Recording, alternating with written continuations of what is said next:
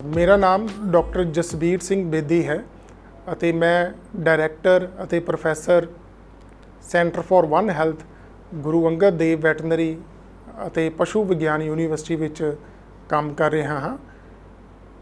ਅੱਜ ਆਪਾਂ ਇਸ ਵੀਡੀਓ ਵਿੱਚ ਵੈਟਨਰੀ ਪਬਲਿਕ ਹੈਲਥ ਜਾਂ ਸੈਂਟਰ ਫॉर वन ਹੈਲਥ ਦੀ ਗਤੀਵਿਧੀਆਂ ਬਾਰੇ ਗੱਲਬਾਤ ਕਰਾਂਗੇ।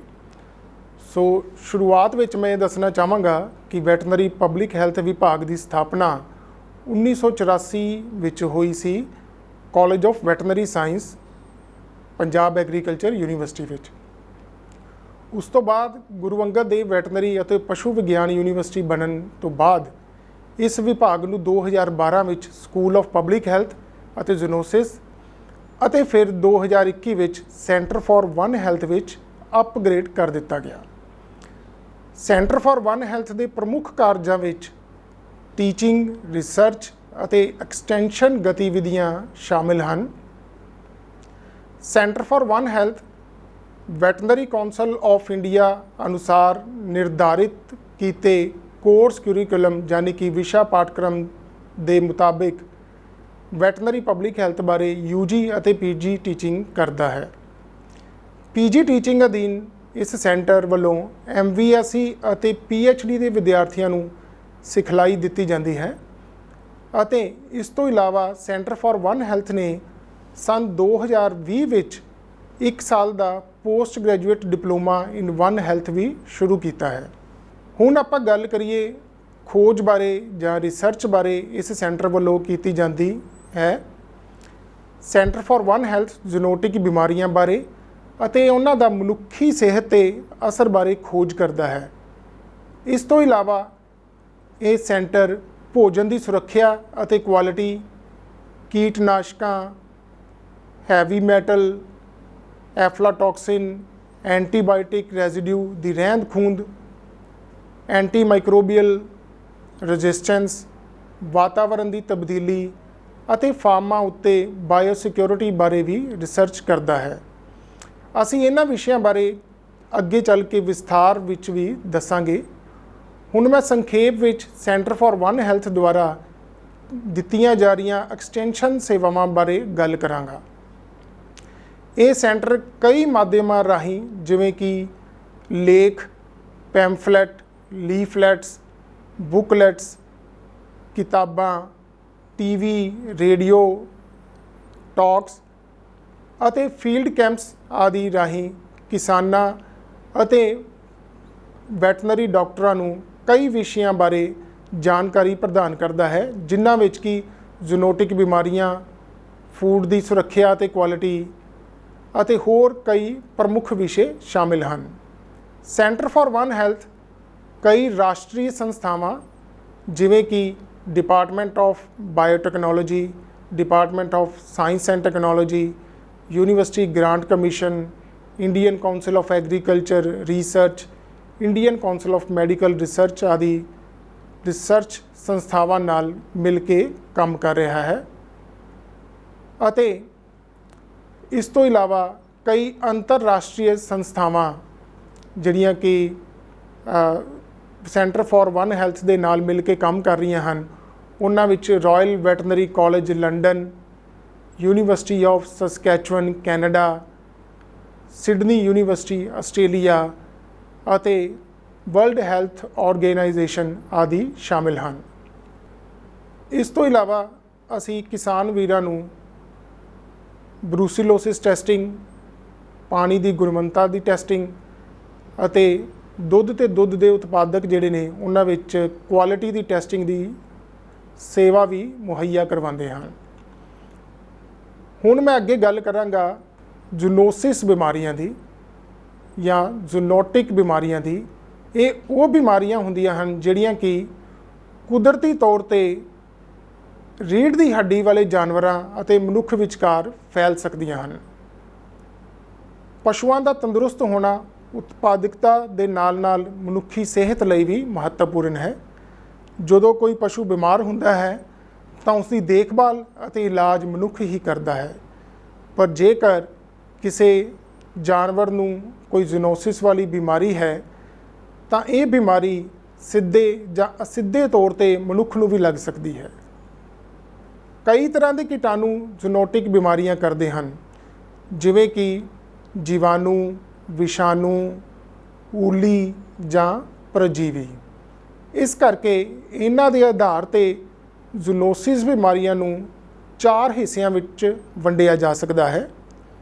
ਪਹਿਲਾ, ਜੀਵਾਣੂਆਂ ਨਾਲ ਹੋਣ ਵਾਲੀਆਂ ਬਿਮਾਰੀਆਂ, ਜਿਨ੍ਹਾਂ ਵਿੱਚ ਬਰੂਸੀਲੋਸਿਸ, ਮੱਝਾਂ ਤੇ ਗਾਵਾਂ ਤੋਂ ਹੋਣ ਵਾਲੀ ਟੀਬੀ ਜਾਂ ਤਪਦਿਕ ਆਦਿ। ਵਿਸ਼ਾਣੂਆਂ ਨਾਲ ਹੋਣ ਵਾਲੀਆਂ ਬਿਮਾਰੀਆਂ, ਜਿਵੇਂ ਕਿ ਹਲਕਾ, ਜਾਪਾਨੀ ਬੁਖਾਰ ਆਦਿ। ਊਲੀ ਨਾਲ ਹੋਣ ਵਾਲੀਆਂ ਬਿਮਾਰੀਆਂ, ਜਿਵੇਂ ਕਿ ਧੱਦਰ ਰੋਗ। ਪਰਜੀਵੀਆਂ ਨਾਲ ਹੋਣ ਵਾਲੀਆਂ ਬਿਮਾਰੀਆਂ, ਜਿਵੇਂ ਕਿ ਫੀਤਾਕਿਰਮ ਰੋਗ, ਹਾਈਡਾਟਿਡੋਸਿਸ ਆਦਿ ਸ਼ਾਮਿਲ ਹਨ। ਜ਼ੂਨੋਸਿਸ ਬਿਮਾਰੀਆਂ ਮਨੁੱਖੀ ਅਤੇ ਪਸ਼ੂ ਸਿਹਤ ਉੱਤੇ ਮਾੜਾ ਅਸਰ ਕਰਨ ਦੇ ਨਾਲ ਪਸ਼ੂ ਪਾਲਕਾਂ ਦੇ ਵਿੱਤੀ ਘਾਟੇ ਦਾ ਕਾਰਨ ਵੀ ਬਣਦੀਆਂ ਹਨ। ਬਿਮਾਰੀ ਯੁਕਤ ਜਾਨਵਰ ਦਾ ਮਾਸ ਖਾਣਯੋਗ ਨਹੀਂ ਰਹਿੰਦਾ ਅਤੇ ਇਸ ਨੂੰ ਨਸ਼ਟ ਕਰਨਾ ਪੈਂਦਾ ਹੈ। ਉਦਾਹਰਨ ਦੇ ਤੌਰ ਤੇ ਹਾਈਡਾਟਿਡੋਸਿਸ ਨਾਮਕ ਜ਼ੂਨੋਸਿਸ ਬਿਮਾਰੀ ਕਰਕੇ ਭੇਡਾਂ, ਬੱਕਰੀਆਂ ਦੀ ਕਲੇਜੀ, ਫੇਫੜੇ ਜਾਂ ਹੋਰ ਅੰਗਾਂ ਉੱਪਰ ਰਸੌਲੀਆਂ ਬਣ ਜਾਂਦੀਆਂ ਹਨ ਅਤੇ ਇਹ ਖਾਣਯੋਗ ਨਹੀਂ ਰਹਿੰਦੇ। ਜੇਕਰ ਮਨੁੱਖ ਨੂੰ ਜ਼ੂਨੋਸਿਸ ਬਿਮਾਰੀ ਹੁੰਦੀ ਹੈ ਤਾਂ ਉਸ ਦੀ ਸਿਹਤ ਖਰਾਬ ਹੋ ਜਾਂਦੀ ਹੈ। ਸਿਹਤ ਨਾ ਠੀਕ ਹੋਣ ਕਰਕੇ ਵਿਅਕਤੀ ਆਪਣਾ ਕੰਮ ਧੰਦਾ ਨਹੀਂ ਕਰ ਸਕਦਾ ਅਤੇ ਉਸ ਨੂੰ ਵਿੱਤੀ ਨੁਕਸਾਨ ਝੱਲਣਾ ਪੈਂਦਾ ਹੈ। ਜੇ ਅੱਗੇ ਗੱਲ ਕਰੀਏ ਆਪਾਂ ਜ਼ੂਨੋਸਿਸ ਬਿਮਾਰੀਆਂ ਦੇ ਫੈਲਣ ਦੇ ਤਰੀਕੇ, ਤਾਂ ਇਹ ਬਿਮਾਰੀਆਂ ਕਈ ਤਰੀਕਿਆਂ ਨਾਲ ਪਸ਼ੂਆਂ ਅਤੇ ਮਨੁੱਖਾਂ ਵਿਚਕਾਰ ਫੈਲਦੀਆਂ ਹਨ। ਇਹਨਾਂ ਬਿਮਾਰੀਆਂ ਦੇ ਕੀਟਾਣੂ ਪਸ਼ੂਆਂ ਦੇ ਮਲ ਵਿੱਚ, ਪਿਸ਼ਾਬ ਵਿੱਚ, ਦੁੱਧ ਵਿੱਚ, ਮਾਸ ਵਿੱਚ ਜਾਂ ਖੂਨ ਵਿੱਚ ਹੁੰਦੇ ਹਨ। ਜਦੋਂ ਕੋਈ ਮਨੁੱਖ ਸਿੱਧੇ ਜਾਂ ਅਸਿੱਧੇ ਤੌਰ ਤੇ ਇਹਨਾਂ ਕੀਟਾਣੂਆਂ ਦੇ ਸੰਪਰਕ ਵਿੱਚ ਆਉਂਦਾ ਹੈ ਤਾਂ ਇਹ ਕੀਟਾਣੂ ਮਨੁੱਖ ਅੰਦਰ ਚਲੇ ਜਾਂਦੇ ਹਨ ਅਤੇ ਬਿਮਾਰੀ ਦਾ ਕਾਰਨ ਬਣਦੇ ਹਨ। ਕਿਸੇ ਵੀ ਬਿਮਾਰੀ ਦੀ ਬਚਾਅ ਅਤੇ ਰੋਕਥਾਮ ਲਈ ਬਿਮਾਰੀ ਬਾਰੇ ਮੁੱਢਲੀ ਜਾਣਕਾਰੀ ਹੋਣਾ ਬਹੁਤ ਜ਼ਰੂਰੀ ਹੈ।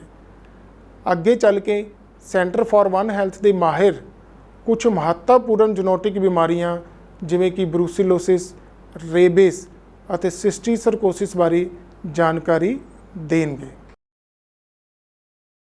मैं डॉक्टर रविंदर सिंह औलख बतौर professor centre for one health Guru Angad Dev veterinary ਅਤੇ एनीमल साइंसिस यूनीवर्सिटी विखे नियुक्त हाँ।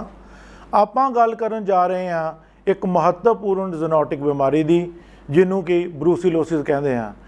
ਬਰੂਸੀਲੋਸਿਸ ਜਾਨਵਰਾਂ ਵਿੱਚ ਤੂ ਜਾਣ ਦੀ ਬਿਮਾਰੀ ਕਹੀ ਜਾਂਦੀ ਹੈ। ਇਹ ਇੱਕ ਛੂਤ ਦੀ ਬਿਮਾਰੀ ਹੈ ਜਿਸ ਵਿੱਚ ਪਸ਼ੂ ਗਰਭ ਦੀ ਤੀਜੀ ਤਿਮਾਹੀ ਯਾਨੀ ਕਿ 6ਵੇਂ ਤੋਂ 8ਵੇਂ ਮਹੀਨੇ ਦੌਰਾਨ ਤੂ ਜਾਂਦੇ ਹਨ। ਮਨੁੱਖਾਂ ਵਿੱਚ ਇਸ ਬਿਮਾਰੀ ਨੂੰ ਮਾਲਟਾ ਬੁਖਾਰ ਵੀ ਕਿਹਾ ਜਾਂਦਾ ਹੈ ਕਿਉਂਕਿ ਅੱਜ ਤੋਂ 125 ਸਾਲ ਪਹਿਲਾਂ ਮਾਲਟਾ ਟਾਪੂ 'ਤੇ ਪਹਿਲੀ ਵਾਰੀ ਪਹਿਚਾਣੀ ਗਈ ਸੀ। ਇਹ ਰੋਗ ਬਰੂਸੈਲਾ ਜੀਵਾਣੂ ਕਰਕੇ ਹੁੰਦਾ ਹੈ। ਇਸ ਦੀਆਂ ਉਪਜਾਤੀਆਂ ਹਨ ਜਿਹੜੀਆਂ ਕਿ ਵੱਖਰੇ ਵੱਖਰੇ ਜਾਨਵਰਾਂ ਵਿੱਚ ਬਰੂਸੀਲੋਸਿਸ ਬਿਮਾਰੀ ਕਰਦੀਆਂ ਹਨ। ਬਰੂਸੀਲੋਸਿਸ ਰੋਗ ਗਾਵਾਂ, ਮੱਝਾਂ, ਭੇਡਾਂ, ਬੱਕਰੀਆਂ, ਊਂਠਾਂ, ਘੋੜਿਆਂ, ਸੂਰਾਂ ਅਤੇ ਕੁੱਤਿਆਂ ਆਦਿ ਜਾਨਵਰਾਂ ਵਿੱਚ ਪਾਇਆ ਜਾਂਦਾ ਹੈ। ਇਹ ਰੋਗ ਇਹਨਾਂ ਜਾਨਵਰਾਂ ਤੋਂ ਮਨੁੱਖ ਨੂੰ ਵੀ ਹੋ ਸਕਦਾ ਹੈ। ਮਨੁੱਖੀ ਸਿਹਤ 'ਤੇ ਸਭ ਤੋਂ ਮਾੜਾ ਅਸਰ ਬੱਕਰੀਆਂ ਵਾਲੀ ਉਪਜਾਤੀ ਕਰਕੇ ਹੁੰਦਾ ਹੈ। ਹੁਣ ਮੈਂ ਗੱਲ ਕਰਾਂਗਾ ਇਸ ਬਿਮਾਰੀ ਦੇ ਫੈਲਣ ਦੇ ਕਾਰਨਾਂ ਬਾਰੇ। ਪਸ਼ੂਆਂ ਵਿੱਚ ਬਿਮਾਰੀ ਫੈਲਣ ਦੇ ਮੁੱਖ ਕਾਰਨ ਹਨ ਜੀਵਾਣੂ ਯੁਕਤ ਪੱਠੇ ਖਾਣ ਜਾਂ ਜੀਵਾਣੂ ਯੁਕਤ ਪਾਣੀ ਪੀਣ ਨਾਲ ਇਹ ਹੋ ਸਕਦੀ ਹੈ। ਹੁਣ ਸਵਾਲ ਇਹ ਪੈਦਾ ਹੁੰਦਾ ਹੈ ਕਿ ਇਹ ਜੀਵਾਣੂ ਵਾਤਾਵਰਣ ਵਿੱਚ ਆਉਂਦੇ ਕਿੱਥੋਂ ਹਨ। ਇਹ ਜੀਵਾਣੂ ਵਧੇਰੇ ਮਾਤਰਾ ਵਿੱਚ ਗਰਭਪਾਤ ਹੋਏ ਬੱਚੇ, ਜ਼ੇਰ ਅਤੇ ਬੱਚੇਦਾਨੀ ਵਿੱਚੋਂ ਨਿਕਲਣ ਵਾਲੇ ਤਰਲ ਵਿੱਚ ਪਾਏ ਜਾਂਦੇ ਹਨ ਅਤੇ ਸਿਹਤਮੰਦ ਪਸ਼ੂ ਵਿੱਚ ਬਿਮਾਰੀ ਦਾ ਕਾਰਨ ਬਣਦੇ ਹਨ। ਮਸਨੂਈ ਗਰਭਦਾਨ ਕਰਦੇ ਸਮੇਂ ਜੀਵਾਣੂ ਯੁਕਤ ਵੀਰਜ ਦੀ ਵਰਤੋਂ ਨਾਲ ਵੀ ਪਸ਼ੂਆਂ ਨੂੰ ਇਹ ਬਿਮਾਰੀ ਹੋ ਸਕਦੀ ਹੈ। ਰੋਗੀ ਸਾਨ ਤੋਂ ਗਾਵਾਂ, ਮੱਝਾਂ ਨੂੰ ਮਿਲਾਪ ਕਰਵਾਉਣ ਲੱਗਿਆਂ ਬਿਮਾਰੀ ਲੱਗ ਸਕਦੀ ਹੈ। ਮਨੁੱਖ ਵਿੱਚ ਬਿਮਾਰੀ ਫੈਲਣ ਦੇ ਕਾਰਨ ਹਨ। ਇਹ ਖਾਸ ਤੌਰ 'ਤੇ ਇੱਕ ਕਿੱਤਾ ਪ੍ਰਮੁੱਖ ਬਿਮਾਰੀ ਹੈ ਜੋ ਪਸ਼ੂ ਪਾਲਕਾਂ, ਵੈਟਨਰੀ ਡਾਕਟਰਾਂ, ਵੈਟਨਰੀ ਇੰਸਪੈਕਟਰਾਂ ਅਤੇ ਪਸ਼ੂਆਂ ਦੇ ਸੰਪਰਕ ਵਿੱਚ ਆਉਣ ਵਾਲੇ ਇਨਸਾਨਾਂ ਨੂੰ ਹੋ ਸਕਦੀ ਹੈ। ਮਨੁੱਖ ਵਿੱਚ ਇਹ ਬਿਮਾਰੀ ਮੂੰਹ ਰਾਹੀਂ ਜਾਂ ਪਸ਼ੂ ਦੇ ਸਿੱਧੇ ਸੰਪਰਕ ਵਿੱਚ ਆਉਣ ਨਾਲ ਹੋ ਸਕਦੀ ਹੈ। ਰੋਗੀ ਪਸ਼ੂ ਦੇ ਦੁੱਧ ਵਿੱਚ ਇਸ ਦਾ ਜੀਵਾਣੂ ਪਾਇਆ ਜਾਂਦਾ ਹੈ ਜਿਸ ਦਾ ਕੱਚਾ ਦੁੱਧ ਪੀਣ ਨਾਲ ਇਹ ਬਿਮਾਰੀ ਹੋ ਸਕਦੀ ਹੈ। ਅਜਿਹੇ ਦੁੱਧ ਤੋਂ ਬਣੇ ਪਦਾਰਥਾਂ ਜਿਵੇਂ ਕਿ ਕਰੀਮ ਜਾਂ ਮੱਖਣ ਵਿੱਚ ਵੀ ਜੀਵਾਣੂ ਪਾਏ ਜਾ ਸਕਦੇ ਹਨ। ਤੂ ਗਏ ਪਸ਼ੂ ਦੀ ਜ਼ੇਰ, ਮਰੇ ਹੋਏ ਬੱਚੇ ਜਾਂ ਬਿਮਾਰ ਗਾਂ ਜਾਂ ਮੱਝ ਦੀ ਸੂਹ ਵਿੱਚੋਂ ਨਿਕਲੇ ਤਰਲ ਦੇ ਸੰਪਰਕ ਵਿੱਚ ਆਉਣ ਨਾਲ ਵੀ ਇਹ ਬਿਮਾਰੀ ਹੋ ਸਕਦੀ ਹੈ।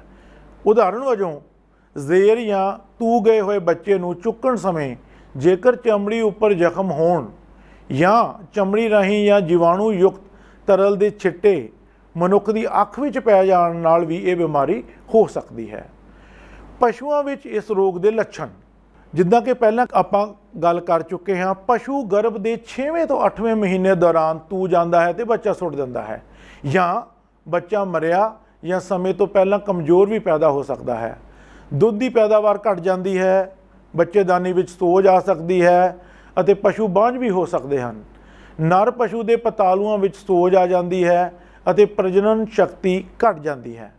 ਭੇਡਾਂ ਬੱਕਰੀਆਂ ਵਿੱਚ ਵੀ ਗਰਭਪਾਤ ਹੁੰਦਾ ਹੈ। ਸੂਰਾਂ ਵਿੱਚ ਗਰਭਪਾਤ, ਜੋੜਾਂ ਦੀ ਸੋਜ ਅਤੇ ਪਤਾਲੂਆਂ ਦੀ ਸੋਜ ਹੋ ਜਾਂਦੀ ਹੈ। ਮਨੁੱਖ ਵਿੱਚ ਇਸ ਰੋਗ ਦੇ ਮੁੱਖ ਲੱਛਣ, ਬੁਖਾਰ ਦਾ ਚੜ੍ਹਨਾ ਉਤਰਨਾ ਇਸ ਬਿਮਾਰੀ ਦਾ ਮੁੱਖ ਲੱਛਣ ਹੈ। ਸਵੇਰੇ ਮਰੀਜ਼ ਦਾ ਤਾਪਮਾਨ ਠੀਕ ਹੁੰਦਾ ਹੈ, ਜਦਕਿ ਸ਼ਾਮ ਨੂੰ ਉਸ ਨੂੰ ਬੁਖਾਰ ਹੋ ਜਾਂਦਾ ਹੈ। ਮਰੀਜ਼ ਥਕਾਵਟ ਮਹਿਸੂਸ ਕਰਦਾ ਹੈ, ਭਾਰ ਘਟਣਾ, ਭੁੱਖ ਦਾ ਨਾ ਲੱਗਣਾ, ਹੋਰ ਲੱਛਣ ਵੀ ਦੇਖਣ ਨੂੰ ਮਿਲਦੇ ਹਨ।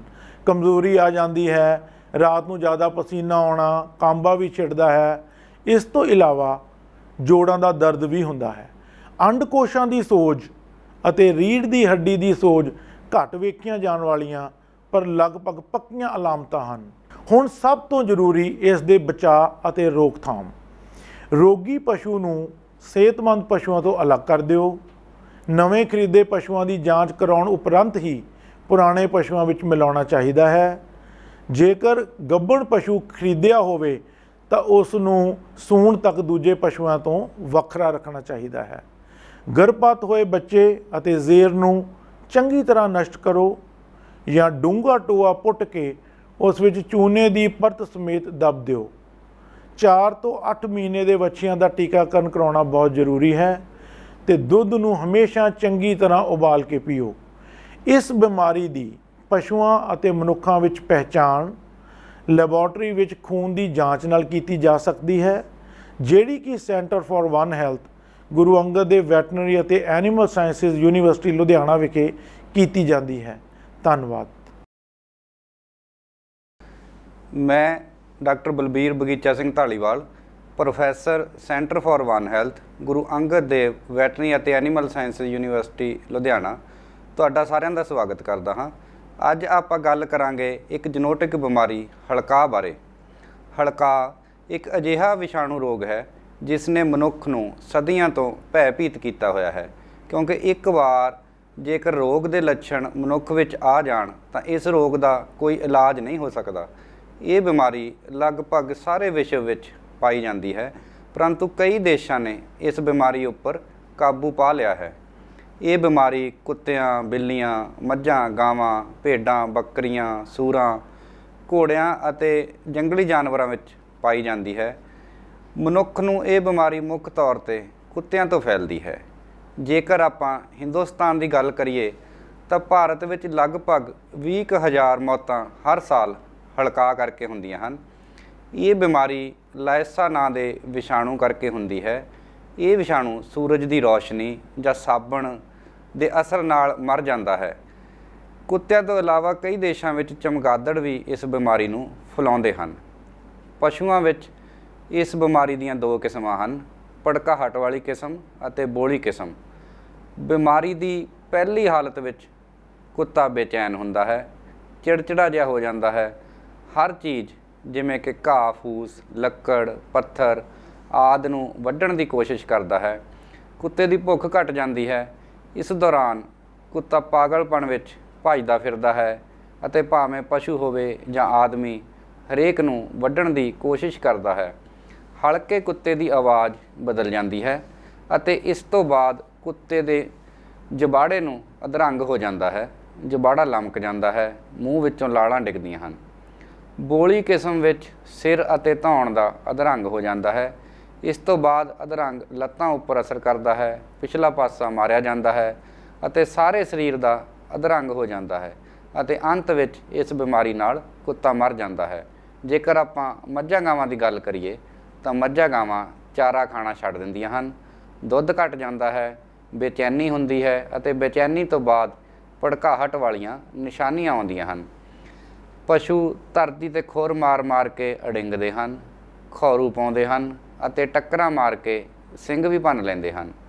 ਕੁਝ ਦਿਨਾਂ ਬਾਅਦ ਪਸ਼ੂ ਸ਼ਾਂਤ ਹੋ ਜਾਂਦਾ ਹੈ, ਪਸ਼ੂ ਨੂੰ ਅਧਰੰਗ ਹੋ ਜਾਂਦਾ ਹੈ ਅਤੇ 2-3 ਦਿਨਾਂ ਬਾਅਦ ਪਸ਼ੂ ਮਰ ਜਾਂਦੇ ਹਨ। ਭੇਡਾਂ, ਬੱਕਰੀਆਂ, ਸੂਰਾਂ ਅਤੇ ਘੋੜਿਆਂ ਵਿੱਚ ਵੀ ਉੱਪਰ ਦੱਸੇ ਗਏ ਲੱਛਣਾਂ ਅਨੁਸਾਰ ਹੀ ਬਿਮਾਰੀ ਦੇ ਲੱਛਣ ਦੇਖਣ ਨੂੰ ਮਿਲਦੇ ਹਨ। ਜੇਕਰ ਆਪਾਂ ਬਿਮਾਰੀ ਦੇ ਫੈਲਣ ਦੇ ਕਾਰਨਾਂ ਦੀ ਗੱਲ ਕਰੀਏ ਤਾਂ ਬਿਮਾਰੀ ਦਾ ਵਿਸ਼ਾਣੂ ਮੁੱਖ ਤੌਰ 'ਤੇ ਹਲਕੇ ਕੁੱਤੇ ਦੇ ਵੱਢਣ ਨਾਲ ਸਰੀਰ ਵਿੱਚ ਦਾਖਲ ਹੁੰਦਾ ਹੈ। ਇਹ ਵਿਸ਼ਾਣੂ ਨਾੜੀਆਂ ਰਾਹੀਂ ਦਿਮਾਗ ਤੱਕ ਫੈਲ ਜਾਂਦਾ ਹੈ। ਹਲਕੇ ਕੁੱਤੇ ਦੇ ਵੱਢਣ ਤੋਂ ਲਗਭਗ 2-3 ਮਹੀਨੇ ਵਿੱਚ ਹਲਕਾ ਹੋ ਸਕਦਾ ਹੈ, ਪਰੰਤੂ ਕਈ ਵਾਰੀ ਇਸ ਬਿਮਾਰੀ ਦਾ ਅਸਰ 1 ਹਫ਼ਤੇ ਦੇ ਵਿੱਚ ਵੀ ਅਤੇ 1 ਸਾਲ ਤੋਂ ਬਾਅਦ ਵੀ ਦੇਖਣ ਨੂੰ ਮਿਲਿਆ ਹੈ। ਇਹ ਮੁੱਖ ਤੌਰ 'ਤੇ ਇਸ ਗੱਲ 'ਤੇ ਨਿਰਭਰ ਕਰਦਾ ਹੈ ਕਿ ਹਲਕੇ ਕੁੱਤੇ ਨੇ ਸਰੀਰ ਦੇ ਕਿਹੜੇ ਹਿੱਸੇ 'ਤੇ ਵੱਢਿਆ ਹੈ।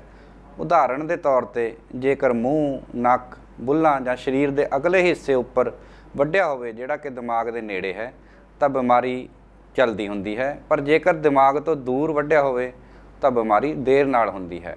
ਜਿੱਥੇ ਵਿਸ਼ਾਣੂ ਦੀ ਮਾਤਰਾ ਬਹੁਤ ਜ਼ਿਆਦਾ ਸੰਘਣਤਾ ਹੋਵੇ, ਜਿਵੇਂ ਕਿ ਚਮਗਾਦੜਾਂ ਦੀਆਂ ਗੁਫਾਵਾਂ ਆਦਿ ਵਿੱਚ, ਇਹ ਬਿਮਾਰੀ ਸਾਹ ਰਾਹੀਂ ਵੀ ਹੋ ਸਕਦੀ ਹੈ।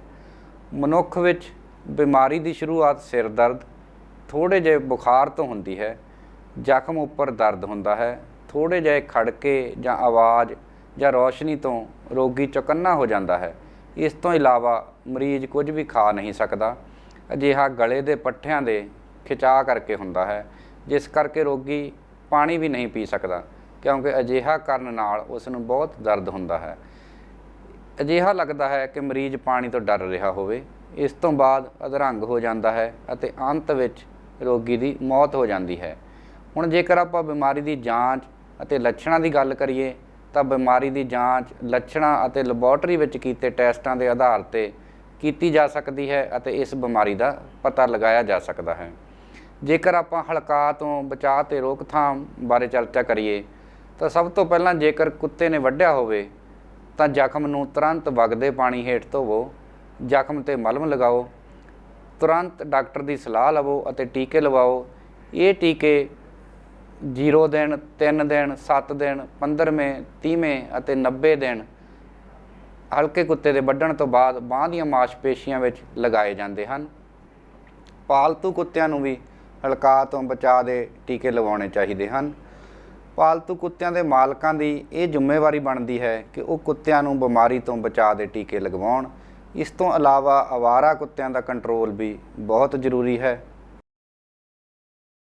ਮੈਂ ਡਾਕਟਰ ਰਜਨੀਸ਼ ਸ਼ਰਮਾ ਬਤੌਰ ਸਹਾਇਕ professor centre for one health Guru Angad Dev veterinary ਅਤੇ ਐਨੀਮਲ ਸਾਇੰਸਿਸ ਯੂਨੀਵਰਸਿਟੀ ਵਿਖੇ ਨਿਯੁਕਤ ਹਾਂ ਤੇ ਅੱਜ ਆਪਾਂ ਅਗਲੀ ਬਿਮਾਰੀ ਬਾਰੇ ਹੁਣ ਗੱਲ ਕਰਾਂਗੇ, ਜਿਹੜੀ ਕਿ ਇੱਕ ਪਰਜੀਵੀ ਜ਼ੂਨੋਟਿਕ ਬਿਮਾਰੀ ਹੈ ਜਿਸ ਦਾ ਨਾਮ ਹੈ ਫੀਤਾ ਕਿਰਮ ਰੋਗ। ਇਸ ਬਿਮਾਰੀ ਨੂੰ ਟੀਨੀਐਸਿਸ ਵੀ ਕਿਹਾ ਜਾਂਦਾ ਹੈ। ਪਰਜੀਵੀ ਫੀਤਾ ਕਿਰਮ ਰੋਗੀ ਮਨੁੱਖ ਦੀ ਆਂਤ ਵਿੱਚ ਹੁੰਦਾ ਹੈ। ਬਿਮਾਰ ਸੂਰ ਦੇ ਅੱਧ ਪੱਕੇ ਜਾਂ ਕੱਚੇ ਮਾਸ ਨੂੰ ਖਾਣ ਨਾਲ ਪਰਜੀਵੀ ਮਨੁੱਖ ਦੀ ਆਂਤ ਵਿੱਚ ਬਣਦੇ ਹਨ। ਜੇਕਰ ਬਿਮਾਰ ਸੂਰ ਦਾ ਕੱਚਾ ਜਾਂ ਅੱਧ ਪੱਕਿਆ ਮਾਸ ਖਾਧਾ ਹੋਵੇ ਤਾਂ ਮਨੁੱਖ ਵਿੱਚ ਟੀਨੀਆ ਸੋਲੀਅਮ ਫੀਤਾ ਕਿਰਮ ਬਣਦਾ ਹੈ। ਹੁਣ ਤੁਸੀਂ ਫੀਤਾ ਕਿਰਮ ਦਾ ਜੀਵਨ ਚੱਕਰ ਵੇਖੋ। ਜਿਵੇਂ ਕਿ ਤੁਸੀਂ ਵੇਖ ਰਹੇ ਹੋ, ਫੀਤਾ ਕਿਰਮ ਮਨੁੱਖ ਦੀ ਆਂਤ ਵਿੱਚ ਜੁੜ ਕੇ ਰਹਿੰਦਾ ਹੈ। ਕਿਰਮ ਦੇ ਟੋਟੇ ਜਾਂ ਆਂਡੇ ਮਨੁੱਖ ਦੇ ਮਲ ਰਾਹੀਂ ਬਾਹਰ ਆਉਂਦੇ ਹਨ। ਇਸ ਤਰ੍ਹਾਂ ਆਂਡੇ ਵਾਤਾਵਰਣ ਜਿਵੇਂ ਕਿ ਮਿੱਟੀ, ਪਾਣੀ, ਸਬਜ਼ੀਆਂ, ਫਲਾਂ ਆਦਿ ਨੂੰ ਦੂਸ਼ਿਤ ਕਰਦੇ ਹਨ। ਅਵਾਰਾ ਸੂਰ ਆਪਣਾ ਭੋਜਨ ਗੰਦ ਆਦਿ ਖਾ ਕੇ ਹੀ ਕਰਦੇ ਹਨ। ਅਜਿਹਾ ਭੋਜਨ ਜਾਂ ਪਾਣੀ ਜੇਕਰ ਫੀਤਾ ਕਿਰਮ ਦੇ ਆਂਡਿਆਂ ਨਾਲ ਜਾਂ ਟੋਟਿਆਂ ਨਾਲ ਦੂਸ਼ਿਤ ਹੋਵੇ ਤਾਂ ਉਹ ਜਿਹੜੇ ਆਂਡੇ ਨੇ ਸੂਰ ਦੀ ਭੋਜਨ ਨਲੀ ਵਿੱਚ ਚਲੇ ਜਾਂਦੇ ਹਨ ਅਤੇ ਖੂਨ ਰਾਹੀਂ ਮਾਸਪੇਸ਼ੀਆਂ ਅਤੇ ਅੰਦਰੂਨੀ ਅੰਗਾਂ ਵਿੱਚ ਪਹੁੰਚ ਜਾਂਦੇ ਹਨ। ਹੁਣ ਮਾਸਪੇਸ਼ੀਆਂ ਅਤੇ ਅੰਦਰੂਨੀ ਅੰਗਾਂ ਵਿੱਚ ਆਂਡੇ ਤੋਂ ਲਾਰਵਾ ਬਣਦਾ ਹੈ, ਜਿਵੇਂ ਕਿ ਤੁਸੀਂ ਇਸ ਚਿੱਤਰ ਵਿੱਚ ਵੇਖ ਰਹੇ ਹੋ, ਜਿਸ ਨੂੰ ਸਿਸਟ ਕਹਿੰਦੇ ਹਨ। ਅਜਿਹਾ ਲਾਰਵੇ ਜਾਂ ਸਿਸਟ ਵਾਲੇ ਸੂਰ ਦੇ ਕੱਚੇ ਜਾਂ ਅੱਧ ਪੱਕੇ ਮਾਸ ਨੂੰ ਜੇਕਰ ਮਨੁੱਖ ਖਾ ਲਵੇ ਤਾਂ ਉਸ ਦੀ ਆਂਤ ਵਿੱਚ ਜਾ ਕੇ ਲਾਰਵੇ ਤੋਂ ਫੀਤਾ ਕਿਰਮ ਬਣ ਜਾਂਦਾ ਹੈ। ਪਰ ਇਹ ਪਰਜੀਵੀ ਮਨੁੱਖ ਲਈ ਹੋਰ ਵੀ ਹਾਨੀਕਾਰਕ ਉਦੋਂ ਹੁੰਦਾ ਹੈ ਜਦੋਂ ਇਸ ਦੇ ਆਂਡੇ ਪਾਣੀ, ਫਲਾਂ ਜਾਂ ਸਬਜ਼ੀਆਂ ਰਾਹੀਂ ਮਨੁੱਖੀ ਸਰੀਰ ਵਿੱਚ ਚਲੇ ਜਾਣ, ਕਿਉਂਕਿ ਅਜਿਹੀ ਹਾਲਤ ਵਿੱਚ ਆਂਡੇ ਤੋਂ ਲਾਰਵਾ ਬਣੇਗਾ। ਕਿਰਮ ਦਾ ਲਾਰਵਾ ਦਿਮਾਗ 'ਤੇ ਪ੍ਰਭਾਵ ਕਰਦਾ ਹੈ। ਕਈ ਵਾਰੀ ਵੇਖਿਆ ਜਾਂਦਾ ਹੈ ਕਿ ਸੀਵਰੇਜ ਰਾਹੀਂ ਖੇਤਾਂ ਦੀ ਸਿੰਚਾਈ ਕੀਤੀ ਜਾਂਦੀ ਹੈ। ਅਜਿਹੇ ਸੀਵਰੇਜ ਦੇ ਪਾਣੀ ਵਿੱਚ ਜੇਕਰ ਪਰਜੀਵੀ ਦੇ ਆਂਡੇ ਹੋਣ ਤਾਂ ਸਬਜ਼ੀਆਂ ਆਦਿ ਨੂੰ ਦੂਸ਼ਿਤ ਕਰ ਸਕਦੇ ਹਨ। ਅਜਿਹੀਆਂ ਦੂਸ਼ਿਤ ਸਬਜ਼ੀਆਂ ਨੂੰ ਚੰਗੀ ਤਰ੍ਹਾਂ ਨਾ ਧੋ ਕੇ ਬਿਨਾਂ ਧੋਤੇ ਹੀ ਕੱਚਾ ਖਾ ਲਿਆ ਜਾਵੇ ਤਾਂ ਬਿਮਾਰੀ ਹੋ ਸਕਦੀ ਹੈ। ਹੁਣ ਆਪਾਂ ਗੱਲ ਕਰਦੇ ਹਾਂ ਸੂਰਾਂ ਵਿੱਚ ਬਿਮਾਰੀ ਦੀ।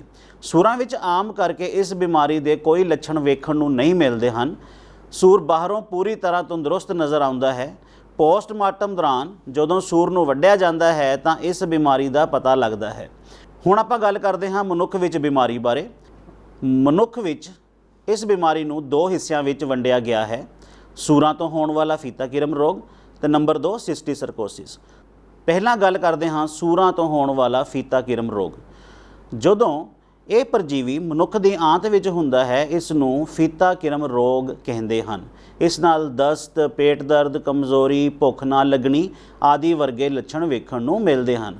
ਜੇਕਰ ਅਜਿਹੇ ਮਨੁੱਖ ਪਖਾਨਿਆਂ ਦੀ ਵਰਤੋਂ ਨਹੀਂ ਕਰਦੇ ਤਾਂ ਮਲ ਰਾਹੀਂ ਲਗਾਤਾਰ ਫੀਤਾ ਕਿਰਮ ਦੇ ਆਂਡੇ ਵਾਤਾਵਰਣ ਨੂੰ ਦੂਸ਼ਿਤ ਕਰਦੇ ਰਹਿੰਦੇ ਹਨ। ਸਿਸਟੀਸਰਕੋਸਿਸ ਬਾਰੇ ਹੁਣ ਆਪਾਂ ਗੱਲ ਕਰਦੇ ਹਾਂ। ਜੇਕਰ ਫੀਤਾ ਕਿਰਮ ਰੋਗੀ ਜਿਹੜਾ ਹੁੰਦਾ ਹੈ ਉਹ ਆਪਣੀ ਨਿੱਜੀ ਸਾਫ਼ ਸਫਾਈ ਦਾ ਧਿਆਨ ਨਹੀਂ ਰੱਖਦੇ, ਯਾਨੀ ਕਿ ਪਖਾਨੇ ਤੋਂ ਬਾਅਦ ਹੱਥ ਨਹੀਂ ਧੋਂਦੇ, ਤਾਂ ਉਹਨਾਂ ਦੇ ਹੱਥਾਂ ਉੱਤੇ ਪਰਜੀਵੀ ਦੇ ਜਿਹੜੇ ਆਂਡੇ ਹੁੰਦੇ ਹਨ ਉਹ ਲੱਗੇ ਰਹਿ ਸਕਦੇ ਹਨ ਅਤੇ ਉਹ ਭੋਜਨ ਨੂੰ ਦੂਸ਼ਿਤ ਕਰ ਸਕਦੇ ਹਨ। ਇਸੇ ਤਰ੍ਹਾਂ ਫੀਤਾ ਕਿਰਮ ਰੋਗੀ ਦੂਜੇ ਵਿਅਕਤੀਆਂ ਲਈ ਬਿਮਾਰੀ ਦਾ ਸਰੋਤ ਵੀ ਬਣ ਜਾਂਦਾ ਹੈ। ਆਂਡੇ ਮਨੁੱਖੀ ਸਰੀਰ ਵਿੱਚ ਜਾ ਕੇ ਲਾਰਵਾ ਜਾਂ ਸਿਸਟ ਬਣ ਜਾਂਦੇ ਹਨ ਤਾਂ ਇਸ ਬਿਮਾਰੀ ਨੂੰ ਸਿਸਟੀਸਰਕੋਸਿਸ ਕਿਹਾ ਜਾਂਦਾ ਹੈ। ਲਾਰਵਾ ਆਮ ਕਰਕੇ ਚਮੜੀ ਵਿੱਚ, ਮਾਸਪੇਸ਼ੀਆਂ ਵਿੱਚ, ਅੱਖਾਂ ਵਿੱਚ ਜਾਂ ਦਿਮਾਗ ਵਿੱਚ ਬਣਦੇ ਹਨ। ਅੱਖਾਂ ਵਿੱਚ ਬਿਮਾਰੀ ਹੋਣ ਨਾਲ ਮਨੁੱਖ ਦੀ ਨਿਗਾਹ ਕਮਜ਼ੋਰ ਹੋ ਜਾਂਦੀ ਹੈ, ਉਸ ਨੂੰ ਧੁੰਦਲਾ ਵਿਖਾਈ ਦਿੰਦਾ ਹੈ। ਪਰ ਬਿਮਾਰੀ ਦਾ ਸਭ ਤੋਂ ਭਿਆਨਕ ਰੂਪ ਜਿਹੜਾ ਹੈ ਉਹ ਦਿਮਾਗ ਉੱਪਰ ਅਸਰ ਹੁੰਦਾ ਹੈ। ਦਿਮਾਗ ਵਿੱਚ ਪਰਜੀਵੀ ਦੇ ਲਾਰਵੇ ਖਤਰਨਾਕ ਸਿੱਧ ਹੁੰਦੇ ਹਨ। ਰੋਗੀ ਮਨੁੱਖ ਨੂੰ ਦੌਰੇ ਪੈ ਸਕਦੇ ਹਨ, ਸਿਰ ਦਰਦ ਰਹਿੰਦਾ ਹੈ, ਬੇਹੋਸ਼ੀ ਹੋ ਸਕਦੀ ਹੈ, ਚੱਕਰ ਆਉਂਦੇ ਹਨ। ਸੋ ਹੁਣ ਆਪਾਂ ਗੱਲ ਕਰਦੇ ਹਾਂ ਕਿ ਇਹ ਬਿਮਾਰੀ ਦੀ ਜਾਂਚ ਕਿਵੇਂ ਕੀਤੀ ਜਾ ਸਕਦੀ ਹੈ। ਸੂਰਾਂ ਵਿੱਚ ਬਿਮਾਰੀ ਦੀ ਜਾਂਚ ਪੋਸਟਮਾਰਟਮ ਵੇਲੇ ਕੀਤੀ ਜਾ ਸਕਦੀ ਹੈ, ਜਦਕਿ ਮਨੁੱਖ ਦੇ ਵਿੱਚ ਜੇ ਆਪਾਂ ਗੱਲ ਕਰੀਏ ਤਾਂ ਫੀਤਾ ਕਿਰਮ ਰੋਗ ਦਾ ਪਤਾ ਮਲ ਦੀ ਜਾਂਚ ਕਰਵਾ ਕੇ ਲਗਾਇਆ ਜਾ ਸਕਦਾ ਹੈ, ਜਦਕਿ ਸਿਸਟੀਸਰਕੋਸਿਸ ਦੀ ਪਛਾਣ ਮਨੁੱਖ ਦੇ ਵਿੱਚ ਸੀਟੀ ਸਕੈਨ ਰਾਹੀਂ ਕੀਤੀ ਜਾ ਸਕਦੀ ਹੈ। ਤੇ ਹੁਣ ਆਪਾਂ ਗੱਲ ਕਰਾਂਗੇ ਬਚਾਅ ਅਤੇ ਰੋਕਥਾਮ ਬਾਰੇ, ਕਿਉਂਕਿ ਬਚਾਅ ਦੇ ਵਿੱਚ ਹੀ ਬਚਾਅ ਹੈ। ਤਾਂ ਸਭ ਤੋਂ ਪਹਿਲਾਂ ਸੂਰ ਦਾ ਕੱਚਾ ਜਾਂ ਅੱਧ ਪੱਕਿਆ ਮਾਂਸ ਨਹੀਂ ਖਾਣਾ ਚਾਹੀਦਾ। ਮਾਂਸ ਨੂੰ ਚੰਗੀ ਤਰ੍ਹਾਂ ਪਕਾ ਕੇ ਹੀ ਖਾਓ। ਨਿੱਜੀ ਸਾਫ਼ ਸਫਾਈ ਦਾ ਧਿਆਨ ਰੱਖਣਾ ਚਾਹੀਦਾ ਹੈ। ਪਖਾਨਿਆਂ ਦੀ ਵਰਤੋਂ ਜ਼ਰੂਰ ਕਰਨੀ ਚਾਹੀਦੀ ਹੈ। ਪਖਾਨਾ ਜਾਣ ਤੋਂ ਬਾਅਦ ਚੰਗੀ ਤਰ੍ਹਾਂ ਸਾਬਣ ਦੇ ਨਾਲ ਹੱਥ ਧੋਣੇ ਚਾਹੀਦੇ ਹਨ। ਸੂਰਾਂ ਨੂੰ ਮਨੁੱਖੀ ਮਲ ਦੇ ਸੰਪਰਕ ਦੇ ਵਿੱਚ ਆਉਣ ਤੋਂ ਜੇ ਆਪਾਂ ਬਚਾਉਣਾ ਹੋਵੇ ਤਾਂ ਸਾਨੂੰ ਜਿਹੜੇ ਮਨੁੱਖਾਂ ਨੂੰ ਪਖਾਨਿਆਂ ਦੀ ਵਰਤੋਂ ਕਰਨੀ ਚਾਹੀਦੀ ਹੈ। ਸਬਜ਼ੀਆਂ ਅਤੇ ਫਲਾਂ ਨੂੰ ਚੰਗੀ ਤਰ੍ਹਾਂ ਧੋ ਕੇ ਖਾਓ। ਫੀਤਾ ਕਿਰਮ ਪੀੜਿਤ ਰੋਗੀ ਵਾਤਾਵਰਣ ਨੂੰ ਦੂਸ਼ਿਤ ਕਰਨ ਦੇ ਲਈ ਜ਼ਿੰਮੇਦਾਰ ਹੁੰਦੇ ਹਨ। ਇਸ ਕਰਕੇ ਉਹਨਾਂ ਨੂੰ ਚਾਹੀਦਾ ਹੈ ਕਿ ਉਹ ਆਪਣਾ ਇਲਾਜ ਜ਼ਰੂਰ ਕਰਵਾਉਣ। ਸੂਰ ਪਾਲਣ ਜਾਂ ਇਸ ਸੰਬੰਧੀ ਕਿੱਤੇ ਕਰਨ ਵਾਲਿਆਂ ਨੂੰ ਇਸ ਬਿਮਾਰੀ ਬਾਰੇ ਸਮੇਂ-ਸਮੇਂ ਸਿਰ ਮੁੱਢਲੀ ਜਾਣਕਾਰੀ ਦੇਣੀ ਚਾਹੀਦੀ ਹੈ। ਸੋ ਇਹ ਸਾਰੀਆਂ ਜਿਹੜੀਆਂ ਦੱਸੀਆਂ ਹੋਈਆਂ ਸਾਵਧਾਨੀਆਂ ਦਾ ਧਿਆਨ ਰੱਖ ਕੇ ਆਪਾਂ ਨਾ ਕੇਵਲ ਆਪਣੀ ਸਿਹਤ ਬਲਕਿ ਆਪਣੇ ਜਿਹੜੇ ਸੂਰ ਨੇ ਉਹਨਾਂ ਦੀ ਪੈਦਾਵਾਰ ਵੀ ਵਧਾ ਸਕਦੇ ਹਾਂ। मेरा नाम डॉक्टर सिमरनप्रीत कौर है। मैं बतौर सहयोगी professor centre for one health Guru Angad Dev veterinary and animal sciences university Ludhiana विच काम करती हाँ। सो अज आपां साफ सुथरे दुध उत्पादन बारे गलबात करांगे। दुध मनुख दे आहार विच वड्डा योगदान पाउंदा है। मैनू ये दसदे होए बहुत माण महसूस हुंदा है कि भारत दुनिया विच दुध की पैदावार विच पहले स्थान ते है। जेकर आपां 2019-20 दे आंकड़े वेखीए तां भारत विच दुध की कुल पैदावार 198.4 मिलियन टन है। दुध उत्पादन पंजाब की आर्थिकता का भी बहुत ही महत्वपूर्ण हिस्सा है। ਪੰਜਾਬ ਵਿੱਚ ਦੁੱਧ ਦੀ ਕੁੱਲ ਪੈਦਾਵਾਰ 13.4 ਮਿਲੀਅਨ ਟਨ ਹੈ ਅਤੇ ਹਰ ਸਾਲ ਇਹ ਦੁੱਧ ਦੀ ਪੈਦਾਵਾਰ ਵੱਧ ਰਹੀ ਹੈ।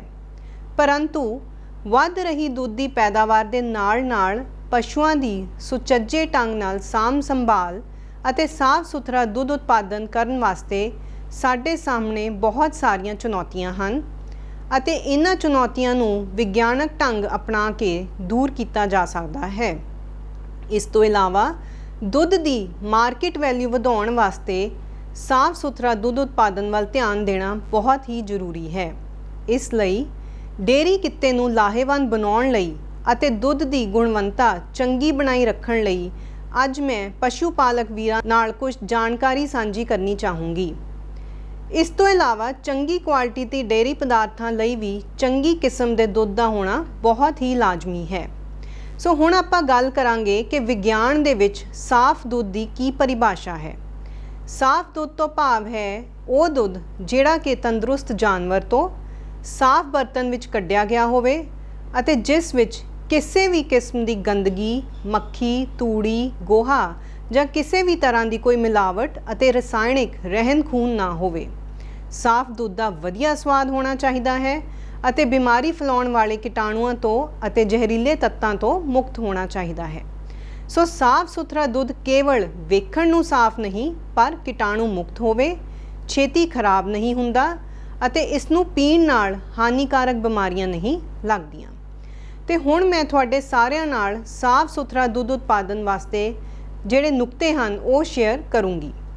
ਸੋ ਸਭ ਤੋਂ ਪਹਿਲਾਂ ਆਪਣਾ ਨੁਕਤਾ ਹੈ ਸਾਫ਼ ਅਤੇ ਸਿਹਤਮੰਦ ਦੁਧਾਰੂ ਪਸ਼ੂ। ਦੁਧਾਰੂ ਪਸ਼ੂ ਦਾ ਸਿਹਤਮੰਦ ਹੋਣਾ ਸਾਫ਼ ਸੁਥਰੇ ਦੁੱਧ ਉਤਪਾਦਨ ਦੀ ਇੱਕ ਬੁਨਿਆਦੀ ਲੋੜ ਹੈ।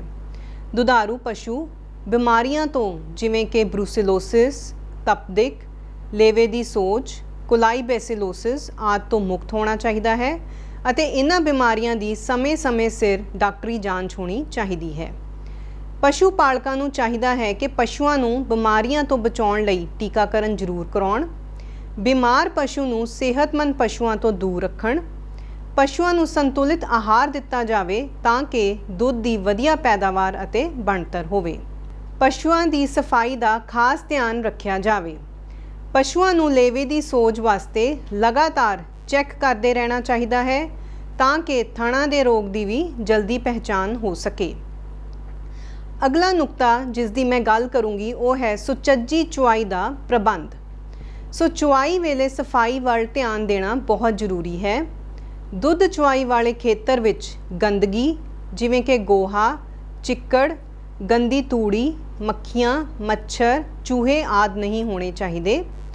ਚੁਆਈ ਕਰਨ ਤੋਂ ਪਹਿਲਾਂ ਥਾਂ ਨੂੰ ਚੰਗੀ ਤਰ੍ਹਾਂ ਧੋਣਾ ਚਾਹੀਦਾ ਹੈ ਅਤੇ ਪਸ਼ੂ ਦੇ ਥਣਾਂ, ਪਿਛਲੀਆਂ ਲੱਤਾਂ ਅਤੇ ਪੂੰਛ ਨੂੰ ਕੋਸੇ ਪਾਣੀ ਨਾਲ ਧੋ ਕੇ ਸਾਫ਼ ਕੱਪੜੇ ਨਾਲ ਪੂੰਝਣਾ ਚਾਹੀਦਾ ਹੈ। ਥਣਾਂ ਨੂੰ ਲਾਲ ਦਵਾਈ ਨਾਲ ਰੋਗਾਣੂ ਮੁਕਤ ਕਰਨਾ ਚਾਹੀਦਾ ਹੈ। ਪਸ਼ੂਆਂ ਲਈ ਟੀਕਾ ਜਾਂ ਦਵਾਈ ਦੀ ਵਰਤੋਂ ਨਹੀਂ ਕਰਨੀ ਚਾਹੀਦੀ, ਸਗੋਂ ਕੁਦਰਤੀ ਤਰੀਕੇ ਨਾਲ ਦੁੱਧ ਨੂੰ ਲਹਾਉਣਾ ਚਾਹੀਦਾ ਹੈ ਜਿਵੇਂ ਕਿ ਥਣਾਂ 'ਤੇ ਮਾਲਿਸ਼ ਕਰਕੇ ਜਾਂ ਹੱਥ ਫੇਰ ਕੇ। ਚੁਆਈ ਵੇਲੇ ਪਸ਼ੂਆਂ ਨੂੰ ਡਰਾਉਣਾ ਜਾਂ ਮਾਰਨਾ ਨਹੀਂ ਚਾਹੀਦਾ ਕਿਉਂਕਿ ਇੰਜ ਕਰਨ ਨਾਲ ਦੁੱਧ ਸੁੱਕ ਸਕਦਾ ਹੈ।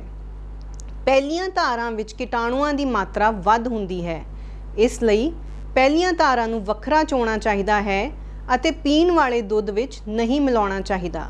ਸੋ ਦੁੱਧ ਚੋਣ ਸਮੇਂ ਪਹਿਲੀਆਂ ਧਾਰਾਂ ਵੱਲ ਧਿਆਨ ਨਾਲ ਵੇਖੋ ਕਿ ਕਿਸੇ ਵੀ ਕਿਸਮ ਦੀ ਛਿੱਦੀ ਆਦਿ ਤਾਂ ਨਹੀਂ ਆ ਰਹੀ।